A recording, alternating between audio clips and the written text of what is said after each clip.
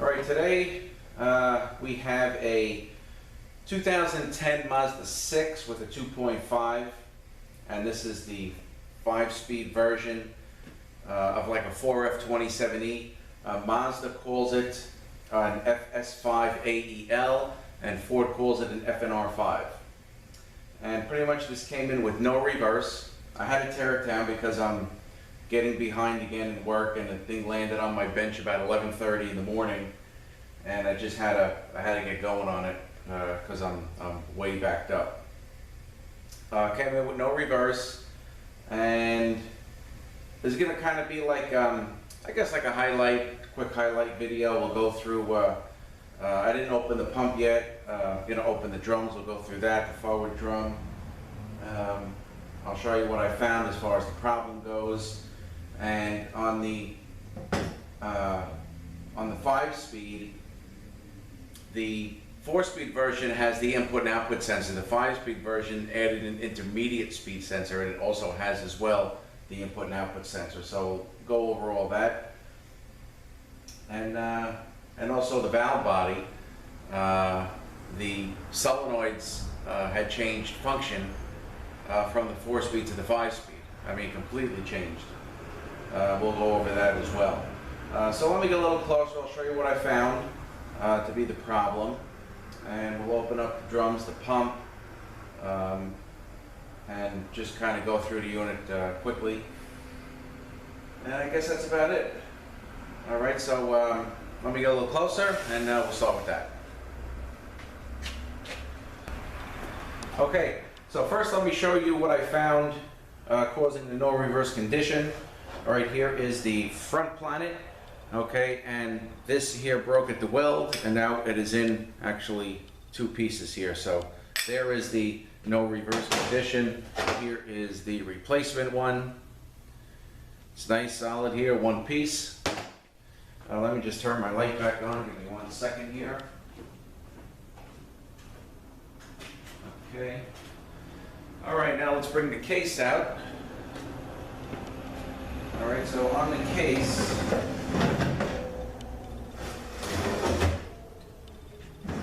okay, first here, on the 5-speed unit, they added an intermediate speed sensor, which would go here. Your intermediate speed sensor goes here. Your input speed sensor goes here. And I'll show you that. Okay, here is your input speed sensor and intermediate speed sensor. The output speed sensor goes in the belt housing. And right here is the, I'll give you that location, is the output speed sensor here. All right, so let's just talk about this case here. We have, this is the forward clutch pressure switch here. All right, and we're going to turn this around. This is the bolt for the band, the 2-4 band. Okay, so now here with this case, here's the cover. This cover goes on back here, you know, with the drums, and you have 1, 2, 3, 4 seals. The 4-speed usually only has 3 seals, these 3, and this was added for the auxiliary valve body. I believe maybe reverse or something is fed through here, but it is an extra feed hole, so you want to make sure you put an O-ring there. So we've got 1, 2, 3, 4 O-rings. Okay, also here, where the auxiliary valve body goes, you got another 4 O-rings as seals that go there as well. Okay. Alright, so I guess that's more that case. Alright, the bell housing. Output speed sensor would go there. That reads the exciter ring on the diff here. That's what the output speed sensor reads. Okay, so I guess what we could start doing is opening up these drums here. See what we got. This is the low reverse piston setup, return spring. This is the inner race for the low spraying. That goes in first. All these pistons are all molded pistons. Okay, so let's take this up. Clutch is probably going to be okay because it's pretty much a clean brake, and the spider gears here, these things are beat up and they're starting to break, and with the warranty, see this, I don't like these over here the way they look, so I got those coming as well. Okay, so here is the cover, sun gear. You got a bearing right there. Okay, here's the hub and another bearing. Hub for the high clutch.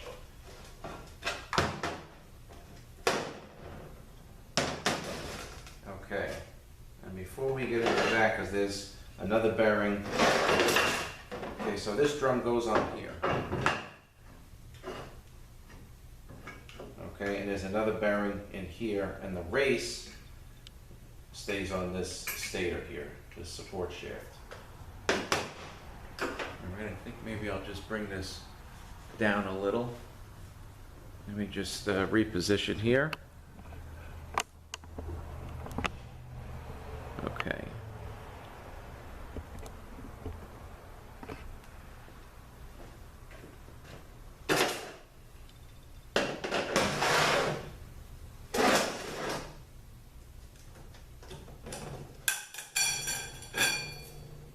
Okay. And these clutches, these got some burn marks here on the steel, so these are going to be changed. I got a banner kit for this thing. It has I think about 70,000 miles on it.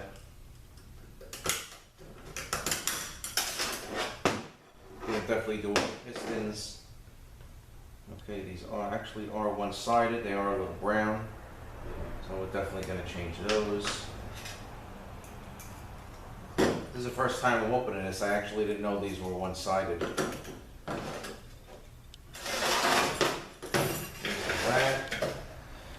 Okay. Let's get the forward drum here. Alright, this goes right over the pump. Okay, you have a black plastic washer here that sits in here. Alright, now I want to just open these clutches. Now these forward clutches, now again on the case, you have that forward that switch, that forward clutch pressure switch, and that actually helps the PCM with the DAPs and stuff like that. So you don't want to make your forward clutch pack too tight. The spec is they would want at least 59 thousandths, because this clutch is on in first, second, third, and comes off in fourth, fifth, and sixth, fourth and fifth.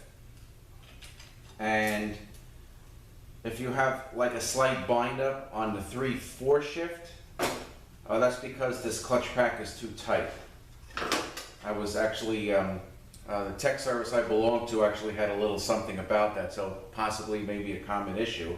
And the thing is, with the clutch pack is tight, it really can't do adaptive because there's not enough clearance in there. So they want at least 59 thousandths clearance on the forward clutch pack. All right, these don't look too bad, but again, I got a banner kit inside, so we're going to be changing all of them. And with the amount of mileage on it, I mean, the clutches look good. They could be worn down, but you just want to be careful again of these clutch clearances, especially with this one.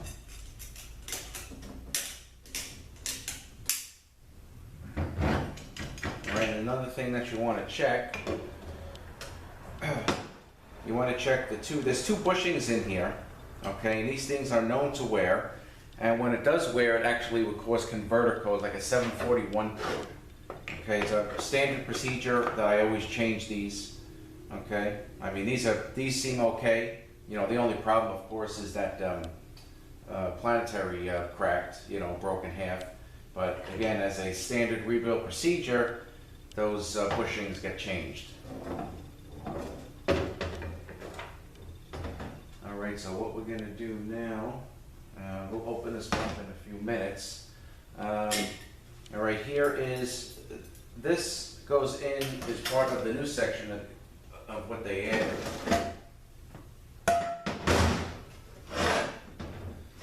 Okay, so this is called the reduction brake, and this goes down into the case here, and this is on. This reduction brake is always on except for fifth gear.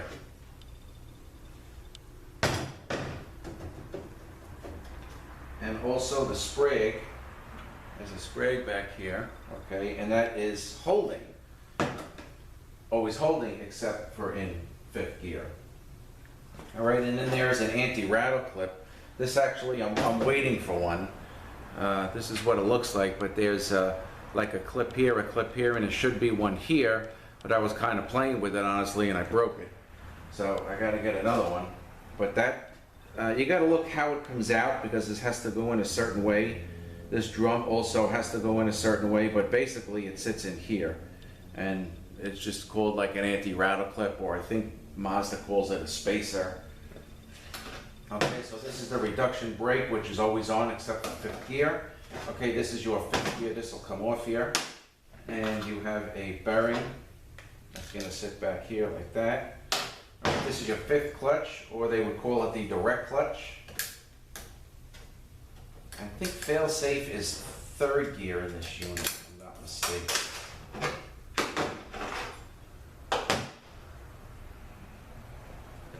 Okay. Not bad.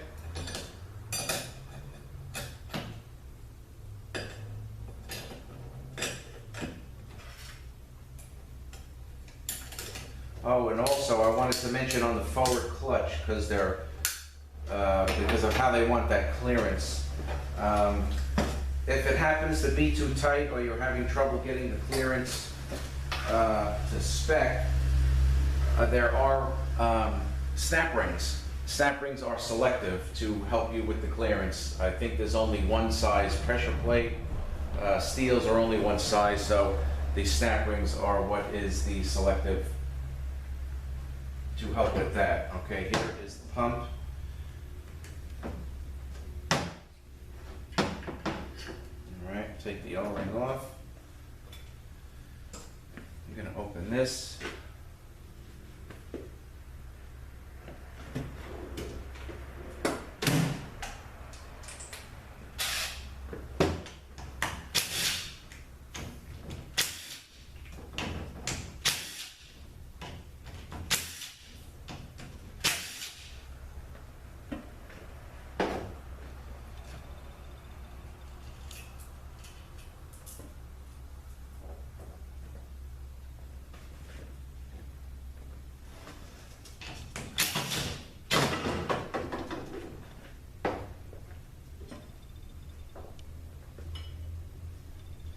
All right, stator looks good.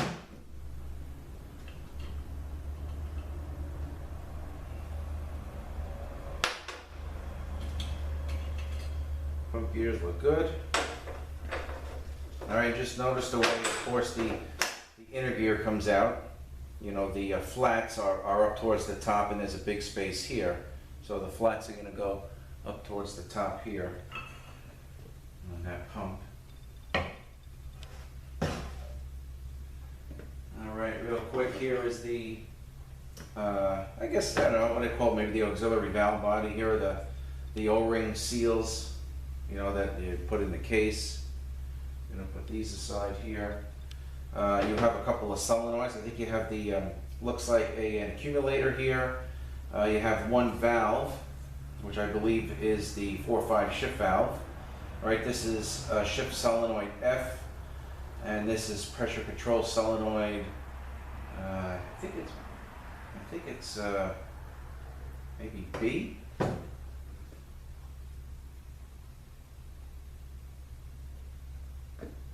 think they call it B, but then there's another one on the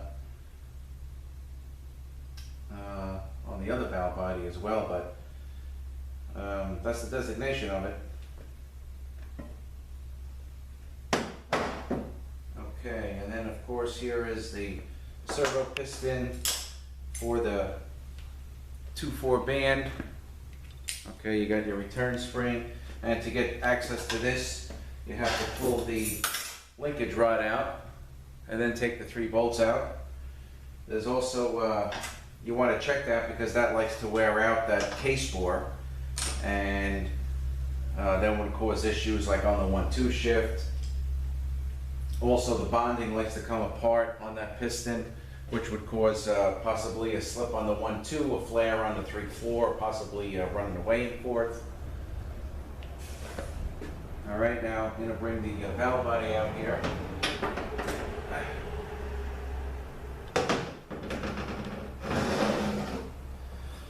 Okay, so this is the valve body for the 5-speed, and if you put this up next to the 4-speed, these things are going to pretty much look exactly alike, but the solenoids have totally different functions. All right, just to give you a, for instance, on the 4-speed version,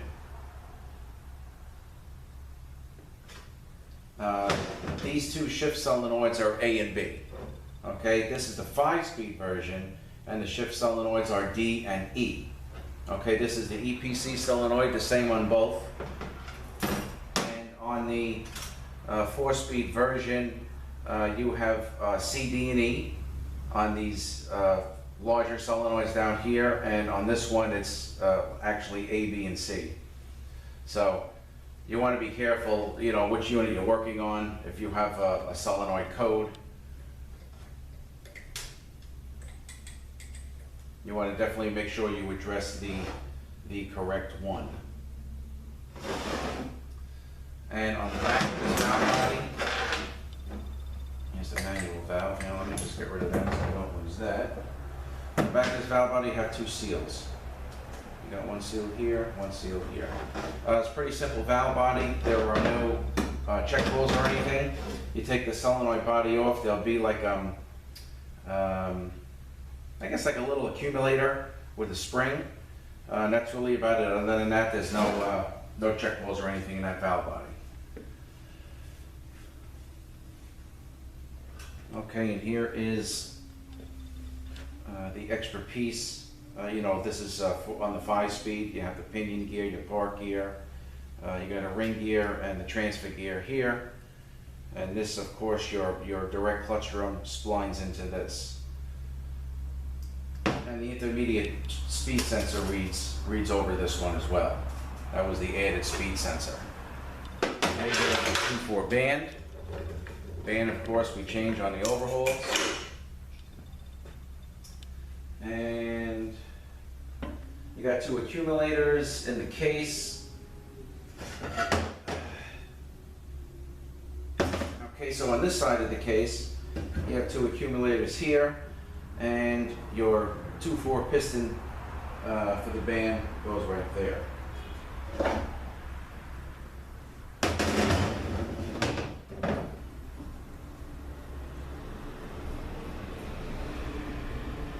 All right, and one other thing I did want to point out with this here, you got to be careful really not to lose it. I happen to notice it. Okay, so the bell housing, there's a bearings that goes on here, and it sits in here in the bell housing. Okay, so we have a race, we have a flat bearing, and then we have the I guess it's like a ball bearing, and then you have a shim.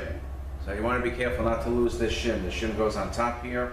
A lot of times when you pull the case off, it'll stay in there.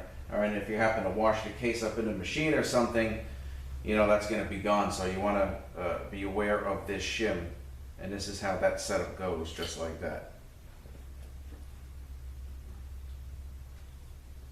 All right, so I just want to make you aware of that.